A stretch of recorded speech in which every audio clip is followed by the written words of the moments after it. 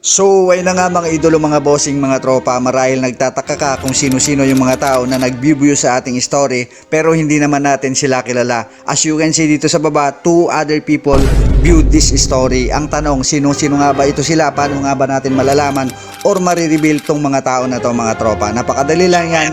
Babak lang tayo sa ating mismong Facebook profile. Pagdating natin dito mga tropa is itong tapat ng si dashboard, meron ditong 3 dots mga tropa. Itatap natin yan and then mapupunta tayo sa profile setting. Pagdating natin sa profile setting is itatap naman natin itong archive mga tropa. Then pagdating natin dyan sa archive, yan, wait lang nating mag-loading and then itatap naman natin dito sa left upper part itong story archive mga tropa. Then after nating makapunta dito sa story archive is itatap naman natin yung setting dito sa taas, dito sa right upper part mga tropa. Tatap natin yan and then mapupunta tayo dito sa see all story settings mga tropa. Itatap lang natin yan and then pagkatap natin dyan is pupunta naman tayo dito sa who can see your stories mga tropa.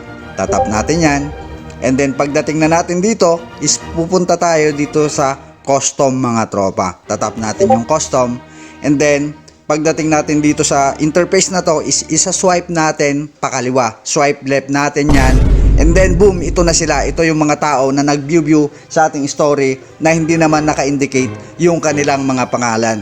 Pwedeng sila yung mga nakaka-chat natin dati na hindi naman natin friend or nakaka-chat natin lately na hindi kasama sa ating friend list mga tropa. Pwede rin sila yung mga followers natin sa Facebook na yun na nga, tulad ng sinabi ko, nakaka-chat natin pero hindi naman kasama sa ating friend list. Kung nakita mong helpful sa iyo tong ating content ngayon, kung pwede akong makahingi sa iyo ng subscribe, ayan. Maraming salamat. See you sa ating mga susunod pang mga mabibisang mga content. God bless!